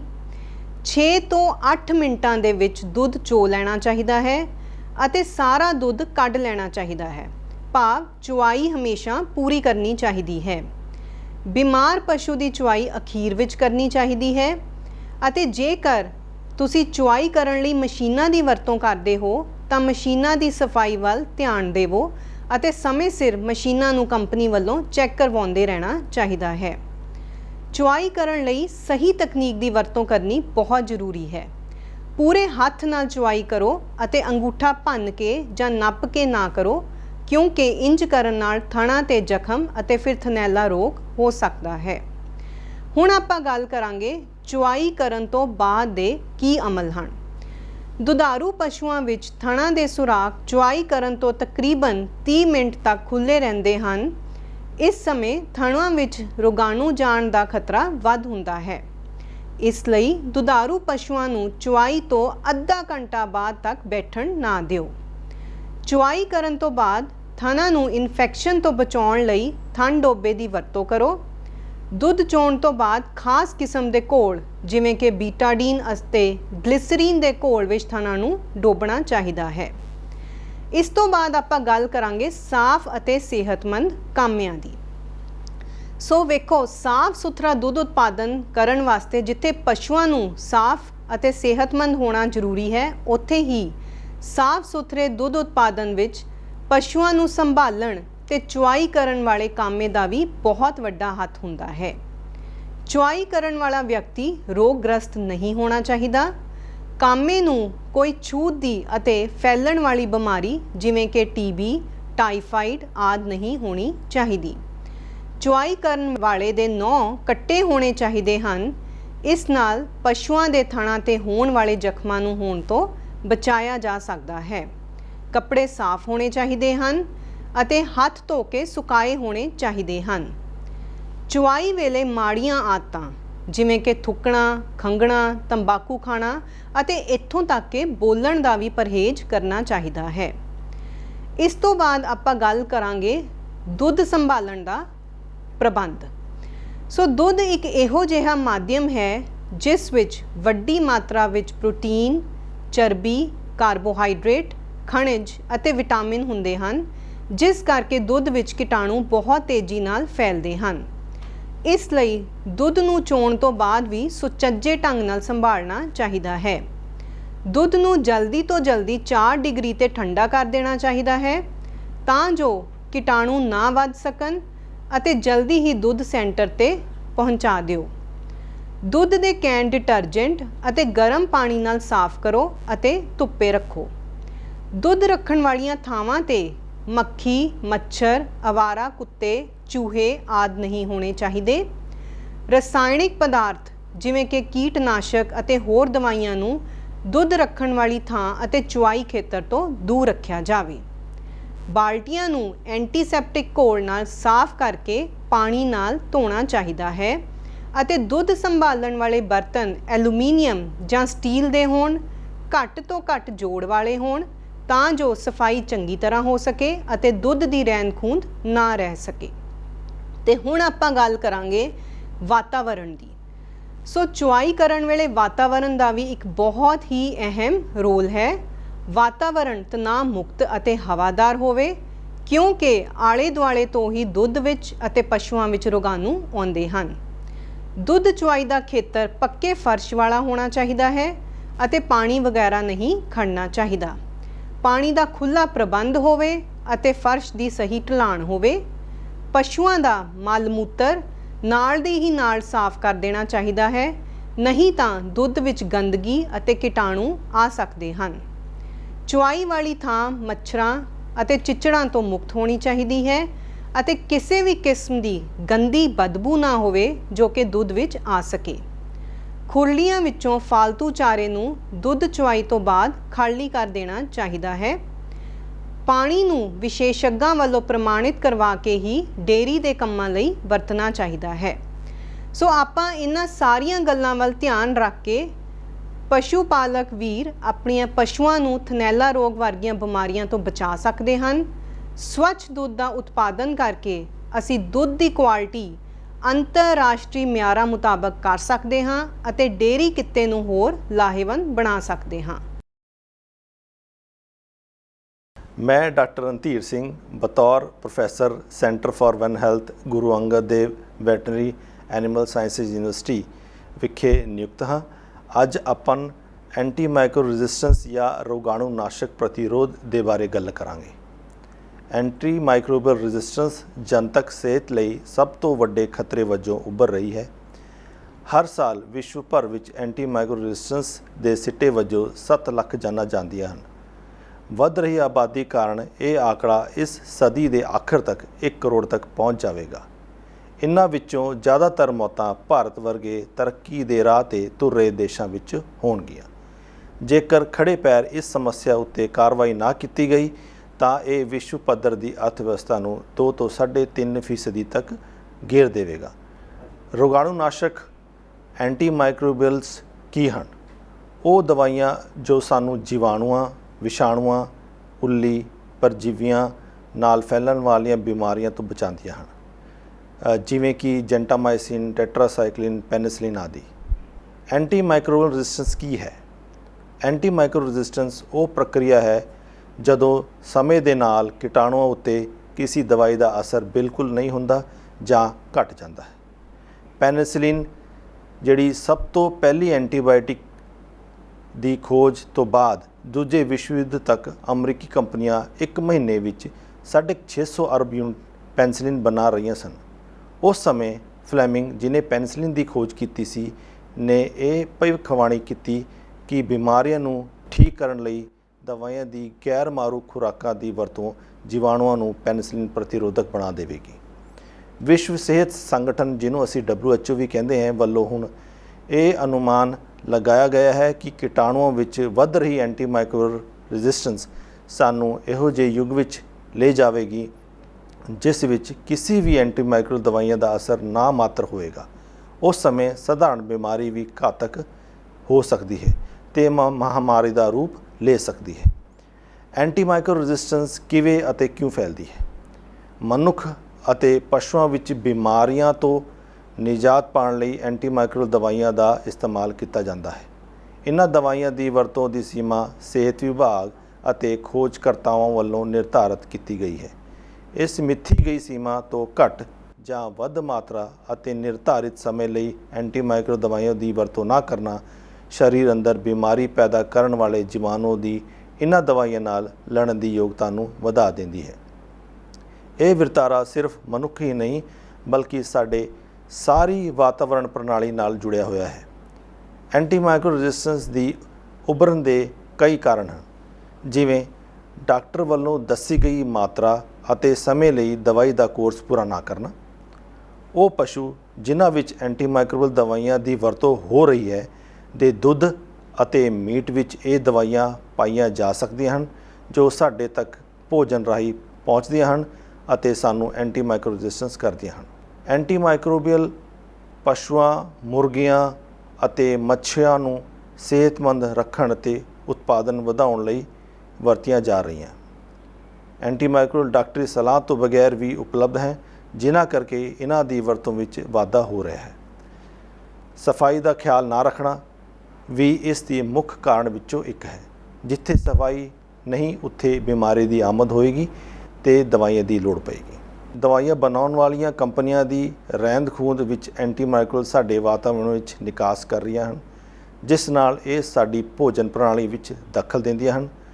ਹੋਰ ਅਨੇਕਾਂ ਕਾਰਨ ਜਿਵੇਂ ਮਨੁੱਖੀ ਮਲ, ਮੱਛੀਆਂ ਦੇ ਟੋਭੇ ਦਾ ਪਾਣੀ, ਫਸਲਾਂ ਉੱਤੇ ਵਰਤੀਆਂ ਜਾਣ ਵਾਲੀਆਂ ਐਂਟੀਮਾਈਕਰੋਬੀਅਲ, ਖਰਾਬ ਦਵਾਈਆਂ ਦੇ ਵਾਤਾਵਰਣ ਵਿੱਚ ਨਿਕਾਸ ਆਦਿ ਇਸ ਸਮੱਸਿਆ ਵਿੱਚ ਯੋਗਦਾਨ ਪਾ ਰਹੀਆਂ ਹਨ। ਇਹਨਾਂ ਸਾਰੇ ਸਰੋਤਾਂ ਤੋਂ ਐਂਟੀਮਾਈਕਰੋਬੀਅਲਸ ਸਾਡੇ ਸਰੀਰ ਅੰਦਰ ਜਾਂਦੇ ਹਨ, ਜਿਸ ਨਾਲ ਇਹ ਵਿਸ਼ਾ ਹੋਰ ਵੀ ਗੰਭੀਰ ਹੁੰਦਾ ਹੈ। ਐਂਟੀਮਾਈਕਰੋ ਰੈਜ਼ਿਸਟੈਂਸ ਤੋਂ ਸਾਨੂੰ ਡਰਨ ਦੀ ਜ਼ਰੂਰਤ ਕਿਉਂ ਹੈ? ਸਾਡੇ ਸਰੀਰ ਵਿੱਚ ਬਿਮਾਰੀਆਂ ਪੈਦਾ ਕਰਨ ਵਾਲੇ ਕੀਟਾਣੂਆਂ ਨਾਲ ਅਸੀਂ ਸਿਰਫ ਐਂਟੀਮਾਈਕਰੋਬੀਅਲ ਨਾਲ ਹੀ ਲੜ ਸਕਦੇ ਹਾਂ। ਆਮ ਤੌਰ ਤੇ ਐਂਟੀਮਾਈਕਰੋਬੀਅਲਸ ਨੁਕਸਾਨ ਰਹਿਤ ਜੀਵਾਣੂਆਂ ਤੋਂ ਬਣਦੀਆਂ ਹਨ। ਬਿਮਾਰ ਵਿਅਕਤੀ ਜਾਂ ਜਾਨਵਰ ਦੀ ਕੀਟਾਣੂ ਜੇਕਰ ਕਿਸੇ ਐਂਟੀਮਾਈਕਰੋਬੀਅਲ ਪ੍ਰਤੀ ਰੈਜ਼ਿਸਟੈਂਟ ਹਨ ਤਾਂ ਉਹ ਵਿਅਕਤੀ ਜਾਂ ਪਸ਼ੂ ਜਲਦੀ ਠੀਕ ਨਹੀਂ ਹੁੰਦਾ ਤੇ ਸਾਨੂੰ ਹੋਰ ਦਵਾਈਆਂ ਵਰਤਣੀਆਂ ਪੈਂਦੀਆਂ ਹਨ। ਇਹ ਵੀ ਹੋ ਸਕਦਾ ਹੈ ਕਿ ਅਗਲੀ ਦਵਾਈ ਵੀ ਕੰਮ ਨਾ ਕਰੇ। ਇਸ ਨਾਲ ਜਾਨੀ ਤੇ ਮਾਲੀ ਨੁਕਸਾਨ ਹੋ ਸਕਦਾ ਹੈ। ਪਸ਼ੂ ਪਾਲਕਾਂ ਵਿੱਚ ਇਹ ਵਧੇਰੇ ਦੇਖਣ ਨੂੰ ਮਿਲਦਾ ਹੈ। ਖੋਜ ਦੇ ਅਨੁਸਾਰ ਕੁੱਲ ਐਂਟੀਮਾਈਕਰੋਬੀਅਲ ਦਵਾਈਆਂ ਵਿੱਚੋਂ 70% ਤੋਂ ਵਧੇਰੇ ਵਰਤੋਂ ਸਿਰਫ ਪਸ਼ੂਆਂ ਵਿੱਚ ਹੈ। ਬਿਮਾਰ ਪਸ਼ੂ ਨਾ ਠੀਕ ਹੋਣ ਤੇ ਉਸ ਦੇ ਇਲਾਜ ਦਾ ਖਰਚਾ ਵੱਧਦਾ ਅਤੇ ਦੁੱਧ ਘਟਦਾ ਹੈ, ਜਿਸ ਨਾਲ ਵਿੱਤੀ ਨੁਕਸਾਨ ਹੁੰਦਾ ਹੈ। ਇਸ ਸਮੱਸਿਆ ਤੋਂ ਕਿਵੇਂ ਨਿਜਾਤ ਪਾਈ ਜਾ ਸਕਦੀ ਹੈ? ਐਂਟੀਮਾਈਕਰੋਬੀਅਲ ਪ੍ਰਤੀ ਜਾਗਰੂਕਤਾ ਇਸ ਵਿਸ਼ੇ ਉੱਤੇ ਕਾਬੂ ਪਾਉਣ ਦਾ ਸਭ ਤੋਂ ਪਹਿਲਾ ਅਤੇ ਮਹੱਤਵਪੂਰਨ ਕਦਮ ਹੈ। ਆਪਣੇ ਡਾਕਟਰ ਜਾਂ ਸਿਹਤ ਕਰਮਚਾਰੀ ਤੋਂ ਇਸ ਸੰਬੰਧੀ ਜਾਣਕਾਰੀ ਲਈ ਜਾ ਸਕਦੀ ਹੈ। ਡਾਕਟਰ ਵੱਲੋਂ ਦੱਸੀ ਗਈ ਨਿਰਧਾਰਤ ਸਮੇਂ ਤੱਕ ਸਹੀ ਦਵਾਈ ਦੀ ਖੁਰਾਕ ਦਾ ਇਸਤੇਮਾਲ ਕਰੋ ਅਤੇ ਫਾਰਮੇਸੀ ਤੋਂ ਬਿਨਾਂ ਡਾਕਟਰੀ ਸਲਾਹ ਦਵਾਈ ਨਾ ਲਓ। ਬਿਮਾਰ ਹੋਣ 'ਤੇ ਆਪਣੀ ਮਰਜ਼ੀ ਨਾਲ ਦਵਾਈ ਲੈਣਾ ਬੰਦ ਕਰੋ। ਸਫਾਈ ਦਾ ਖਿਆਲ ਰੱਖੋ। ਪਸ਼ੂ ਪਾਲਕ ਵੀਰੋ, ਜੇਕਰ ਤੁਹਾਡੇ ਪਸ਼ੂਆਂ ਵਿੱਚ ਐਂਟੀਮਾਈਕਰੋਬਲ ਦਵਾਈਆਂ ਦੀ ਵਰਤੋਂ ਹੋ ਰਹੀ ਹੈ, ਉਸ ਪਸ਼ੂ ਦਾ ਦੁੱਧ 3 ਤੋਂ 7 ਦਿਨ ਨਾ ਵਰਤੋ ਤੇ ਨਾ ਹੀ ਵੇਚੋ। ਦੁੱਧ ਅਤੇ ਮੀਟ ਚੰਗੀ ਤਰ੍ਹਾਂ ਉਬਾਲ ਤੇ ਪਕਾ ਕੇ ਖਾਓ। ਸਥਿਤੀ ਦੀ ਗੰਭੀਰਤਾ ਨੂੰ ਮੱਦੇਨਜ਼ਰ ਰੱਖਦੇ ਹੋਏ ਸਰਕਾਰ ਨੇ ਨੈਸ਼ਨਲ ਐਕਸ਼ਨ ਪਲਾਨ ਨਾਮ ਦੀ ਇੱਕ ਸੂਚੀ ਜਾਰੀ ਕੀਤੀ ਹੈ, ਜੋ ਕਿ ਪੂਰੇ ਭਾਰਤ ਵਿੱਚ ਲਾਗੂ ਹੈ। ਪਰ ਇਸ ਅਹਿਮ ਸਮੱਸਿਆ ਤੋਂ ਨਿਜਾਤ ਪਾਉਣ ਲਈ ਸਾਨੂੰ ਸਰਕਾਰ ਨਾਲ ਇਕਜੁੱਟ ਹੋ ਕੇ ਕੰਮ ਕਰਨਾ ਪਵੇਗਾ, ਤਦੇ ਹੀ ਇਸ ਆਉਣ ਵਾਲੀ ਮਹਾਮਾਰੀ ਦਾ ਇਲਾਜ ਸੰਭਵ ਹੈ। ਹੁਣ ਅਸੀਂ ਗੱਲਬਾਤ ਕਰਾਂਗੇ ਐਫਲਾਟੌਕਸਿਨ ਬਾਰੇ। ਐਫਲਾਟੌਕਸਿਨ ਦੀਆਂ ਕਿਸਮਾਂ, ਇਹਨਾਂ ਦੇ ਸਰੋਤ, ਇਹਨਾਂ ਦੀ ਦੁੱਧ ਜਾਂ ਦੁੱਧ ਦੇ ਪਦਾਰਥਾਂ ਵਿੱਚ ਕੀ ਮਹੱਤਵਤਾ ਹੈ ਅਤੇ ਆਪਾਂ ਇਹਨਾਂ ਦੀ ਰੋਕਥਾਮ ਕਿਵੇਂ ਕਰ ਸਕਦੇ ਹਾਂ। ਖੇਤੀਬਾੜੀ ਉਤਪਾਦਾਂ ਜਿਵੇਂ ਕਿ ਮੱਕੀ, ਮੂੰਗਫਲੀ, ਕਪਾਹ ਦਾ ਬੀਜ, ਕਪਾਹ ਦੀ ਖੱਲ, ਮਸਾਲੇ ਅਤੇ ਪ੍ਰੋਸੈਸਡ ਉਤਪਾਦ ਜਿਵੇਂ ਕਿ ਦੁੱਧ ਅਤੇ ਦੁੱਧ ਉਤਪਾਦ, ਅੰਡੇ, ਪੀਨਟ ਬਟਰ, ਇਹਨਾਂ ਉੱਤੇ ਉਪਜਣ ਵਾਲੀਆਂ ਬਹੁਤ ਸਾਰੀਆਂ ਉੱਲੀ ਦੀਆਂ ਕਿਸਮਾਂ ਕਈ ਜ਼ਹਿਰੀਲੇ ਪਦਾਰਥ ਪੈਦਾ ਕਰਦੀਆਂ ਹਨ, ਜਿਨ੍ਹਾਂ ਨੂੰ ਆਮ ਤੌਰ 'ਤੇ ਮਾਈਕੋਟੌਕਸਿਨ ਕਿਹਾ ਜਾਂਦਾ ਹੈ। ਐਫਲਾਟੌਕਸਿਨ ਇੱਕ ਤਰ੍ਹਾਂ ਦੀ ਮਾਈਕੋਟੌਕਸਿਨ ਹੈ, ਜਿਸ ਨੂੰ ਮਨੁੱਖੀ ਸਿਹਤ ਲਈ ਇੱਕ ਕਾਫੀ ਵੱਡਾ ਖਤਰਾ ਮੰਨਿਆ ਜਾਂਦਾ ਹੈ, ਜੋ ਕਿ ਦੁੱਧ ਅਤੇ ਦੁੱਧ ਦੇ ਬਣੇ ਉਤਪਾਦਾਂ ਰਾਹੀਂ ਵੀ ਮਨੁੱਖੀ ਸਰੀਰ ਵਿੱਚ ਦਾਖਲ ਹੋ ਸਕਦੀ ਹੈ। ਜਦੋਂ ਗਾਵਾਂ, ਮੱਝਾਂ, ਭੇਡਾਂ, ਬੱਕਰੀਆਂ ਜਾਂ ਹੋਰ ਜਾਨਵਰ ਐਫਲਾਟੌਕਸਿਨ B1 ਅਤੇ B2 ਯੁਕਤ ਚਾਰਾ ਜਾਂ ਫੀਡ ਖਾਂਦੇ ਹਨ, ਤਾਂ ਪਸ਼ੂਆਂ ਦੇ ਜਿਗਰ ਵਿੱਚ ਹੋਣ ਵਾਲੀਆਂ ਕਿਰਿਆਵਾਂ ਦੁਆਰਾ M1 ਅਤੇ M2 ਐਫਲਾਟੌਕਸਿਨ ਉਤਪੰਨ ਹੁੰਦੇ ਹਨ, ਜੋ ਕਿ ਬਾਅਦ ਵਿੱਚ ਪਸ਼ੂਆਂ ਦੇ ਦੁੱਧ ਵਿੱਚ ਆ ਜਾਂਦੇ ਹਨ। ਦੂਜੇ ਸ਼ਬਦਾਂ ਵਿੱਚ ਜੇ ਆਪਾਂ ਕਹੀਏ ਤਾਂ ਮਨੁੱਖੀ ਸਰੀਰ ਵਿੱਚ ਇਹ ਪਦਾਰਥ ਦੁੱਧ ਜਾਂ ਦੁੱਧ ਤੋਂ ਬਣੇ ਪਦਾਰਥਾਂ ਰਾਹੀਂ ਵੀ ਦਾਖਲ ਹੋ ਸਕਦੇ ਹਨ। ਐਫਲਾਟੌਕਸਿਨ ਨਾਲ ਦੁੱਧ ਤੇ ਦੁੱਧ ਤੋਂ ਬਣੇ ਉਤਪਾਦ ਦੋ ਤਰੀਕਿਆਂ ਨਾਲ ਦੂਸ਼ਿਤ ਹੋ ਸਕਦੇ ਹਨ, ਅਸਿੱਧੇ ਤੌਰ ਤੇ ਅਤੇ ਸਿੱਧੇ ਤੌਰ ਤੇ। ਜੇ ਅਸਿੱਧੇ ਤੌਰ ਤੇ ਗੱਲ ਕਰੀਏ ਤਾਂ ਦੁੱਧ ਤੇ ਦੁੱਧ ਦੇ ਉਤਪਾਦ ਵਿੱਚ ਐਫਲਾਟੌਕਸਿਨ ਦਾ ਸਰੋਤ ਦੂਸ਼ਿਤ ਫੀਡ ਜਾਂ ਚਾਰਾ ਹੈ, ਜੋ ਕਿ ਦੁਧਾਰੂ ਪਸ਼ੂਆਂ ਦੁਆਰਾ ਖਾਧੀ ਜਾਂਦੀ ਹੈ। ਜਦੋਂ ਦੁਧਾਰੂ ਪਸ਼ੂ ਚਾਰਾ ਖਾਂਦੇ ਹਨ ਤਾਂ ਐਫਲਾਟੌਕਸਿਨ B1 ਉਹਨਾਂ ਦੇ ਸਰੀਰ ਵਿੱਚ ਟੁੱਟ ਕੇ ਐਫਲਾਟੌਕਸਿਨ M1 ਬਣਾਉਂਦਾ ਹੈ, ਜੋ ਕਿ ਦੁੱਧ ਵਿੱਚ ਆ ਸਕਦਾ ਹੈ। ਸਿੱਧੇ ਤੌਰ ਤੇ ਦੁੱਧ ਤੇ ਦੁੱਧ ਦੇ ਉਤਪਾਦ ਦੂਸ਼ਿਤ ਹੋਣ ਦੇ ਆਸਾਰ ਬਹੁਤ ਘੱਟ ਹੁੰਦੇ ਹਨ। ਹੋਰ ਉਤਪਾਦਾਂ ਵਿੱਚ ਐਫਲਾਟੌਕਸਿਨ ਪੈਦਾ ਹੋਣ ਦੀ ਸੰਭਾਵਨਾ ਬਹੁਤ ਘੱਟ ਹੁੰਦੀ ਹੈ, ਪਰ ਕੁਝ ਦੁੱਧ ਉਤਪਾਦ ਜਿਵੇਂ ਕਿ ਕਰੀਮ, ਖੋਇਆ, ਪਨੀਰ ਆਦਿ ਵਿੱਚ ਐਫਲਾਟੌਕਸਿਨ ਦੀ ਮੌਜੂਦਗੀ ਪਾਈ ਜਾਂਦੀ ਹੈ। ਤੋ ਇਸ ਲਈ ਖੇਤੀਬਾੜੀ ਦੇ ਪਦਾਰਥਾਂ ਜਾਂ ਫੀਡ ਦੇ ਵਿੱਚ ਵਰਤੇ ਜਾਣ ਵਾਲੇ ਖੇਤੀਬਾੜੀ ਦੇ ਪਦਾਰਥਾਂ ਦੇ ਦੂਸ਼ਿਤ ਹੋਣ ਦੀ ਜਾਣਕਾਰੀ ਹੋਣਾ ਵੀ ਬੜੀ ਜ਼ਰੂਰੀ ਹੈ। ਇਸ ਲਈ ਖੇਤੀਬਾੜੀ ਉਤਪਾਦਨ, ਫਸਲਾਂ ਦੀ ਵਾਢੀ, ਉਹਨਾਂ ਨੂੰ ਸੁਕਾਉਣਾ, ਉਹਨਾਂ ਦੀ ਢੋਆ ਢੁਆਈ ਕਰਨਾ, ਪ੍ਰੋਸੈਸਿੰਗ ਅਤੇ ਸਟੋਰੇਜ ਦੌਰਾਨ ਉੱਲੀ ਅਤੇ ਐਫਲਾਟੌਕਸਿਨ ਨਾਲ ਦੂਸ਼ਿਤ ਹੋਣ ਦੀ ਸੰਭਾਵਨਾ ਰਹਿੰਦੀ ਹੈ। ਹੁਣ ਮੈਂ ਗੱਲ ਸਾਂਝੀ ਕਰਾਂਗਾ ਵੀ ਆਪਾਂ ਰੋਕਥਾਮ ਕਿਵੇਂ ਕਰ ਸਕਦੇ ਹਾਂ ਐਫਲਾਟੌਕਸਿਨ ਦੀ, ਜਿਹੜੀ ਕਿ ਇੱਕ ਭੋਜਨ ਵਿੱਚ ਸਮੱਸਿਆ ਹੈ। ਇਸ ਦਾ ਮੇਨ ਕਾਰਨ ਜਿਹੜਾ ਆਪਾਂ ਕਹਿ ਸਕਦੇ ਹਾਂ ਵੀ ਐਫਲਾਟੌਕਸਿਨ ਭੋਜਨ ਵਿੱਚ ਛੇਤੀ ਨਸ਼ਟ ਨਹੀਂ ਹੁੰਦੇ। ਇੱਕ ਵਾਰੀ ਜੇ ਭੋਜਨ ਵਿੱਚ ਆ ਜਾਣ ਤਾਂ ਆਮ ਪਕਾਉਣ ਵਾਲੇ ਤਰੀਕੇ ਜਿਵੇਂ ਕਿ ਉਬਾਲਣਾ, ਪ੍ਰੈਸ਼ਰ ਕੁਕਿੰਗ ਨਾਲ ਪਕਾਉਣਾ ਆਦਿ ਨਾਲ ਵੀ ਐਫਲਾਟੌਕਸਿਨ ਪੂਰੀ ਤਰ੍ਹਾਂ ਨਸ਼ਟ ਨਹੀਂ ਹੁੰਦੇ। ਅਤੇ ਇਸ ਤੋਂ ਇਲਾਵਾ ਜੇ ਆਪਾਂ ਦੁੱਧ ਜਿੰਦੇ ਵਿੱਚ ਐਫਲਾਟੌਕਸਿਨ ਪਾਇਆ ਗਿਆ ਹੈ, ਜੇ ਉਹ ਦੁੱਧ ਆਪਾਂ ਅੱਗੇ ਪ੍ਰੋਡਕਟ ਬਣਾਉਣ ਲਈ ਯੂਜ਼ ਕਰਦੇ ਹਾਂ, ਜਿਵੇਂ ਕਿ ਕਰੀਮ ਬਣਾਉਣ ਲਈ, ਦਹੀਂ ਬਣਾਉਣ ਲਈ ਜਾਂ ਮੱਖਣ ਬਣਾਉਣ ਲਈ ਜਾਂ ਪਨੀਰ ਬਣਾਉਣ ਲਈ, ਤਾਂ ਉਹਨਾਂ ਵਿੱਚ ਵੀ ਐਫਲਾਟੌਕਸਿਨ ਦੀ ਮਾਤਰਾ ਪਾਈ ਜਾਏਗੀ। ਇਸ ਲਈ ਐਫਲਾਟੌਕਸਿਨ ਨੂੰ ਘਟਾਉਣ ਲਈ ਇਸ ਦੇ ਸਰੋਤ 'ਤੇ ਨਿਯੰਤਰਣ ਰੱਖਣਾ ਸਭ ਤੋਂ ਪ੍ਰਭਾਵਸ਼ਾਲੀ ਢੰਗ ਹੈ। ਕਈ ਤਰ੍ਹਾਂ ਦੇ ਰੋਕਥਾਮ ਦੇ ਉਪਾਅ ਕੀਤੇ ਜਾਂਦੇ ਹਨ। ਦੋ ਚੀਜ਼ਾਂ ਦਾ ਧਿਆਨ ਰੱਖਣਾ ਬੜਾ ਜ਼ਰੂਰੀ ਹੁੰਦਾ ਹੈ ਜਦੋਂ ਕਿ ਫਸਲ ਉਤਪਾਦਨ ਕਰਨਾ ਹੈ। ਉਹ ਹਨ ਕਟਾਈ ਤੋਂ ਪਹਿਲੇ ਦੀਆਂ ਸਥਿਤੀਆਂ, ਜਿਹਨੂੰ ਆਪਾਂ ਪ੍ਰੀ ਹਾਰਵੈਸਟ ਕੰਡੀਸ਼ਨਸ ਕਹਿੰਦੇ ਹਨ, ਜਿਵੇਂ ਕਿ ਸੋਕਾ, ਹੜ੍ਹਾਂ, ਦੇਰੀ ਨਾਲ ਕਟਾਈ, ਕੀੜਿਆਂ ਦੀ ਲਾਗ, ਫਸਲਾਂ ਦਾ ਚੰਗੀ ਤਰ੍ਹਾਂ ਨਾ ਸੁੱਕਣਾ ਆਦਿ, ਅਤੇ ਕਟਾਈ ਤੋਂ ਬਾਅਦ ਪੋਸਟ ਹਾਰਵੈਸਟ ਤਰੀਕਿਆਂ ਵਿੱਚ ਜਿਵੇਂ ਕਿ ਗਲਤ ਤਰੀਕੇ ਨਾਲ ਫਸਲਾਂ ਅਤੇ ਭੋਜਨ ਨੂੰ ਸੰਭਾਲਣਾ ਅਤੇ ਸਟੋਰ ਕਰਨਾ, ਇਹਨਾਂ ਦੇ ਨਾਲ ਫਸਲਾਂ ਵਿੱਚ ਊਲੀ ਦਾ ਜਾਂ ਐਫਲਾਟੌਕਸਿਨ ਦਾ ਪ੍ਰਚਲਨ ਜਿਹੜਾ ਉਹ ਵੱਧ ਜਾਂਦਾ ਹੈ। ਪੂਰੀ ਪੱਕਣ 'ਤੇ ਹੀ ਫਸਲਾਂ ਨੂੰ ਵੱਢਣਾ ਚਾਹੀਦਾ ਹੈ। ਫਸਲਾਂ ਨੂੰ ਧਿਆਨ ਨਾਲ ਸੁਕਾਓ ਤਾਂ ਕਿ ਨਮੀ ਦਾ ਪੱਧਰ ਜਿਹੜਾ ਉਹ ਲੋੜੀਂਦੀ ਮਾਤਰਾ ਵਿੱਚ ਆ ਜਾਵੇ, ਅਤੇ ਫਸਲਾਂ ਨੂੰ ਸੁਕਾਉਣ ਵੇਲੇ ਮੀਂਹ ਦਾ ਧਿਆਨ ਵੀ ਰੱਖਣਾ ਚਾਹੀਦਾ ਹੈ ਤਾਂ ਕਿ ਮੀਂਹ ਵਾਲਾ ਪਾਣੀ ਜਿਹੜਾ ਆਪਾਂ ਫਸਲਾਂ ਸੁਕਾ ਰਹੇ ਹਾਂ ਉਹਨਾਂ 'ਤੇ ਨਾ ਪਵੇ। ਇਸ ਤੋਂ ਇਲਾਵਾ ਜਿਵੇਂ ਕਿ ਐਨੀਮਲ ਫੀਡ ਹੈ ਜਿਹੜੀ ਆਪਾਂ ਪਸ਼ੂਆਂ ਨੂੰ ਦਿੰਦੇ ਹਾਂ, ਉਸ ਨੂੰ ਸਟੋਰ ਕਰਨ ਲਈ ਖੁੱਲ੍ਹੇ, ਹਵਾਦਾਰ ਅਤੇ ਸਾਫ਼ ਸੁਥਰੇ ਕਮਰੇ ਦੀ ਹੀ ਵਰਤੋਂ ਕਰਨੀ ਚਾਹੀਦੀ ਹੈ। ਜੇ ਪਸ਼ੂਆਂ ਦੀ ਫੀਡ ਆਪਾਂ ਕਿਸੇ ਬੈਗਾਂ ਵਿੱਚ ਸਟੋਰ ਕਰ ਰਹੇ ਹਾਂ ਤਾਂ ਉਹ ਬੈਗ ਜਿਹੜੇ ਉਹ ਸਾਫ਼ ਸੁਥਰੇ ਹੋਣੇ ਚਾਹੀਦੇ ਹਨ, ਸੁੱਕੇ ਹੋਣੇ ਚਾਹੀਦੇ ਹਨ। ਪਸ਼ੂਆਂ ਦੀ ਫੀਡ ਬਣਾਉਣ ਲੱਗਿਆਂ ਇਹ ਧਿਆਨ ਰੱਖਣਾ ਚਾਹੀਦਾ ਹੈ ਕਿ ਉਹਨਾਂ ਖੇਤੀਬਾੜੀ ਉਤਪਾਦਨਾਂ ਦਾ ਹੀ ਪ੍ਰਯੋਗ ਕਰੀਏ ਜਿਨ੍ਹਾਂ ਵਿੱਚ ਐਫਲਾਟੌਕਸਿਨ B1 ਦੀ ਮਾਤਰਾ ਬਹੁਤ ਘੱਟ ਹੋਵੇ ਜਾਂ ਨਾਮ ਮਾਤਰ ਹੀ ਹੋਵੇ। ਇਸ ਤੋਂ ਇਲਾਵਾ ਜੇ ਕਿਸਾਨ ਵੀਰ ਸਾਈਲੇਜ ਬਣਾ ਰਹੇ ਨੇ ਆਪਣੇ ਫਾਰਮ 'ਤੇ ਤਾਂ ਇਹ ਵੀ ਕੋਸ਼ਿਸ਼ ਕਰਨੀ ਚਾਹੀਦੀ ਹੈ ਵੀ ਪਾਣੀ ਜਿਹੜਾ ਫਸਲਾਂ ਬਰਸਾਤੀ ਪਾਣੀ ਜਾਂ ਫਾਰਮ ਦਾ ਪਾਣੀ ਉਹ ਸਾਈਲੇਜ ਵਿੱਚ ਨਾ ਜਾਵੇ, ਕਿਉਂਕਿ ਸਾਈਲੇਜ ਵਿੱਚ ਜਾਣ ਦੇ ਨਾਲ ਉੱਥੇ ਨਮੀ ਦਾ ਵਾਧਾ ਹੋ ਜਾਏਗਾ ਅਤੇ ਐਫਲਾਟੌਕਸਿਨ ਦੀ ਜਿਹੜੀ ਆ ਉੱਥੇ ਗਰੋਥ ਹੋ ਜਾਏਗੀ। ਇਸ ਤੋਂ ਇਲਾਵਾ ਕਈ ਤਰ੍ਹਾਂ ਦੇ ਐਫਲਾਟੌਕਸਿਨ ਬਾਈਂਡਰ ਵੀ ਮਾਰਕੀਟ ਵਿੱਚ ਉਪਲਬਧ ਹਨ ਜਿਨ੍ਹਾਂ ਦੀ ਕਿ ਲੋੜੀਂਦੀ ਮਾਤਰਾ ਵਿੱਚ ਆਪਾਂ ਪ੍ਰਯੋਗ ਕਰਕੇ ਐਫਲਾਟੌਕਸਿਨ ਦੇ ਪ੍ਰਭਾਵ ਨੂੰ ਪਸ਼ੂਆਂ ਵਿੱਚ ਘੱਟ ਕਰ ਸਕਦੇ ਹਨ।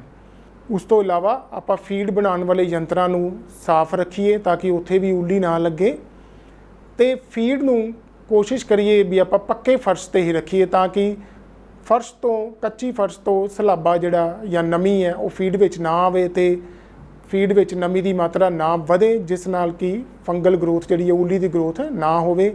ਜੇ ਹੋ ਸਕੇ ਤਾਂ ਲੱਕੜ ਦੀ ਚੌਂਕੀ ਆਪਾਂ ਫੀਡ ਬੈਗਾਂ ਦੇ ਥੱਲੇ ਰੱਖ ਸਕਦੇ ਹਾਂ ਤਾਂ ਕਿ ਉਹਦੇ ਥੱਲੇ ਹਵਾ ਫਿਰਦੀ ਰਹੇ ਅਤੇ ਜਿਹੜੀ ਹੈ ਉੱਲੀ ਨਾ ਲੱਗੇ।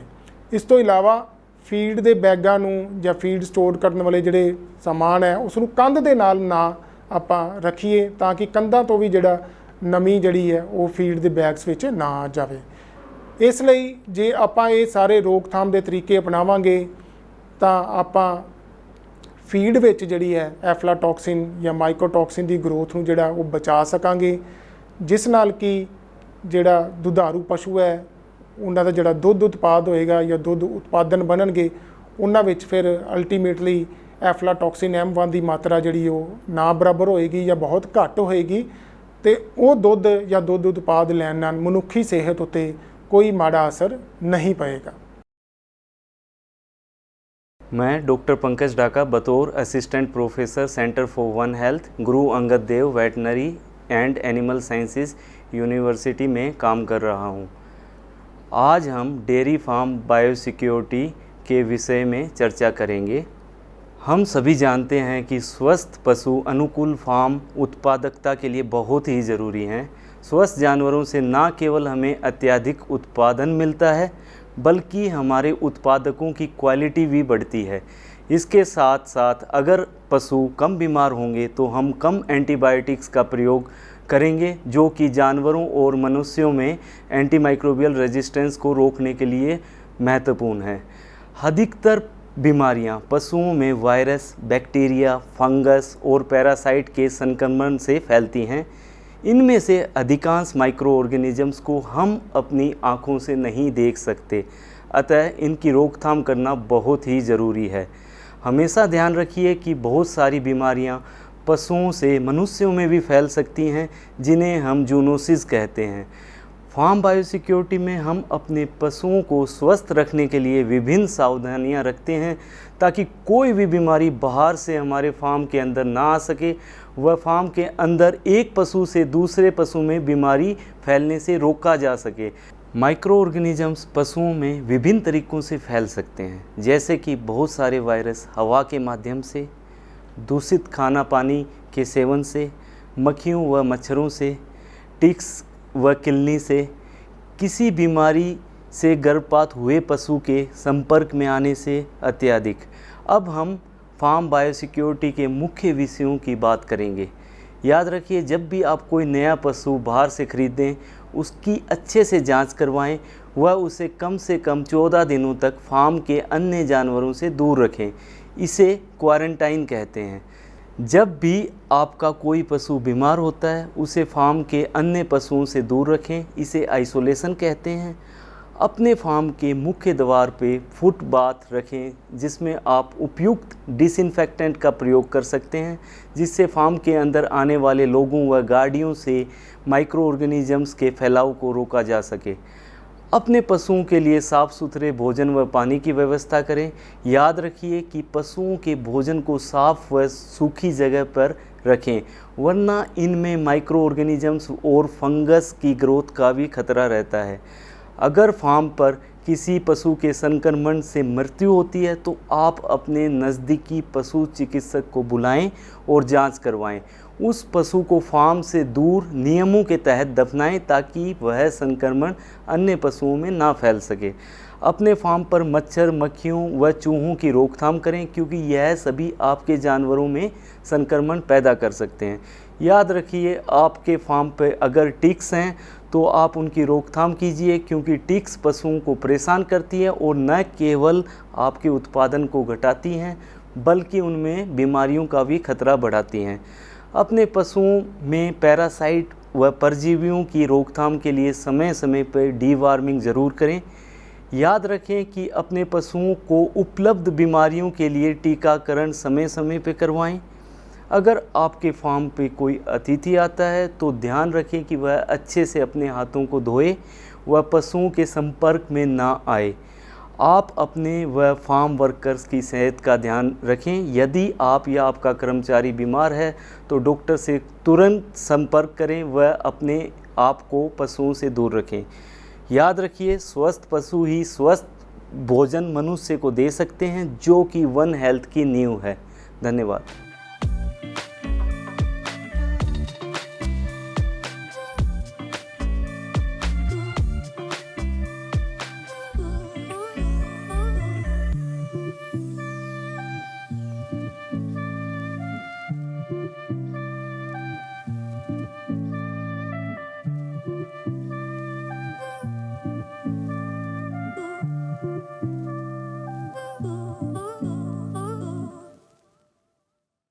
To watch more educational videos on veterinary and animal sciences, subscribe the channel and please touch the bell icon. Guru Angad Dev Veterinary and Animal Sciences University, Ludhiana on YouTube.